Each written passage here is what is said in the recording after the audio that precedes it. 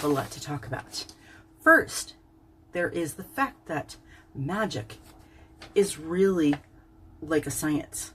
So kind of supporting my theories here, my questions about magic and science being interconnected. Still curious about, are humans able to handle this magic? And how so and all that? Hopefully that gets answered. But then we jump into the bearers. I'm guessing that means magic bearers, not like grizzly bears. So we have prime bears, would-be bears. Is there another level of bears that we need to know about? It is, I don't know. I got questions, lots of them on that one. So my other one is the would-be bear. That's Trudy.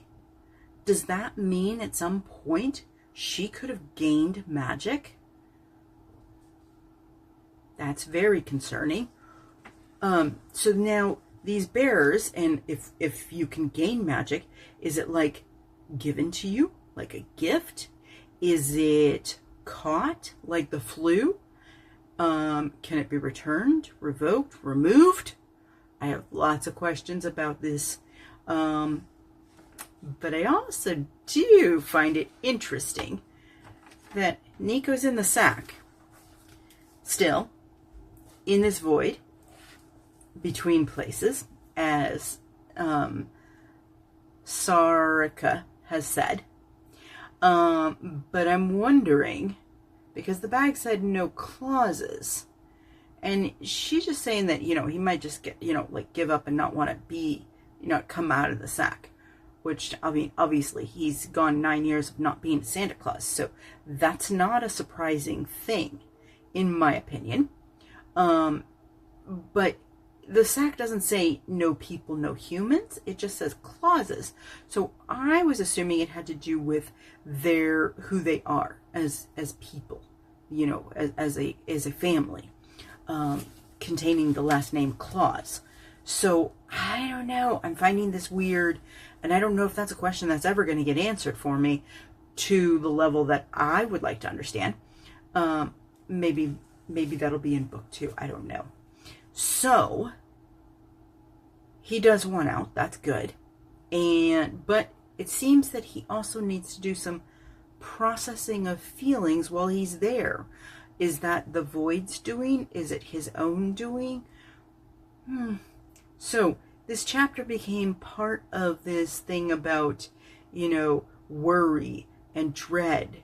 And there was forgiveness, acceptance, because, Dafydd, realized that he was no longer angry. He let that emotion out, and he was no longer angry about that situation with Cabby. And then there's the worry about Duchess. Everybody's worried about Duchess except for, Nico, who doesn't know. But he's worried about Juniper. So there's that. The dread. Juniper is full of dread. And then the forgiveness. So it sounds like Nico is learning to forgive himself. And that's really important. So we jump into page 262. So 262. Nico took a deep breath, gathering his courage. When I took you on the sleigh, I made you suffer for so long because I was selfish, because my heart was broken. Oh, that's a real thing too. Like what she talks about in this next one. Did you know, Nico, that a broken heart is actually a medical syndrome? Which is true. And we'll, I'll put a little thing here, and that'll go on the Advent calendar too, about this unique thing of brokenheartedness and what it can do to humans. It's really sad. A lot of times husbands and wives, when they are significantly older, if one dies before the other, usually within 6 months, the other one dies. And it's because they are brokenhearted. I don't know that doctors officially call it this, though there is this name here. So I'm going to Google this and see what the medical professionals say, if that's a real thing. But it goes on here onto the next page, 263. So there's no time on the sleigh, and I stayed on it. It was a joy to watch Santa working. You'd told me all about it, but I'd never seen it until that night. What a way to spend my last night on Earth. That's why I'm here, Nico, to thank you. And it was just really amazing there. From that you're between places, and I'd like to kick the snow, not sparkles and dust. That was interesting. So 265, she continues on about this, and this goes more into that forgiveness.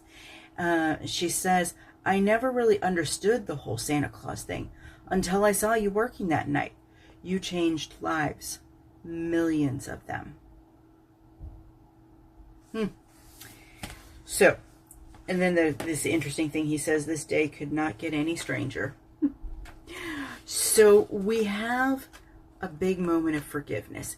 And they did talk about Duchess too, which was interesting. And again, his own personal acceptance of the situation was a really important part. Now, we go on to, I think, probably the most important part of this story.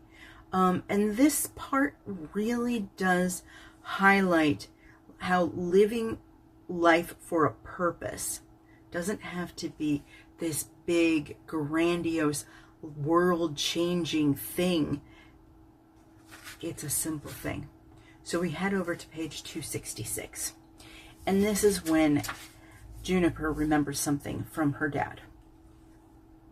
How he managed to keep going through the nightmare of the Mediterranean crossing on a crowded cathedral boat, only to be put into the system for 10 years. And Briar had said, I knew you'd come and save me. Which puzzled Juniper, because at that point she hadn't even been born. But Briar explained, I knew that one day I would meet my true love and that we'd have a family. And the joy in that family would wash away all my pain.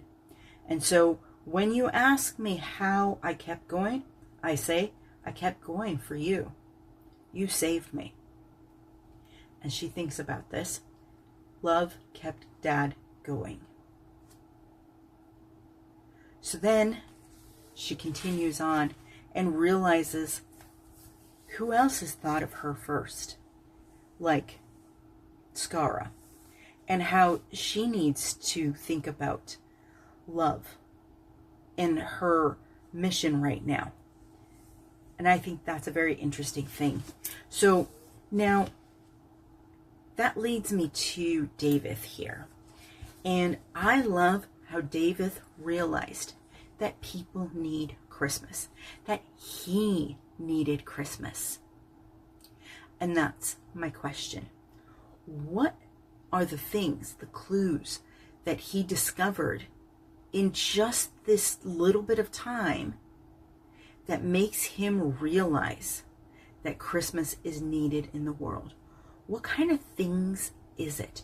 What are the clues, the symbols, the experiences, the emotions? What is it that made him understand that Christmas is needed in the world? And I have a feeling it has something to do with Duchess and her spangles. You'll have to remember what that was quantifying.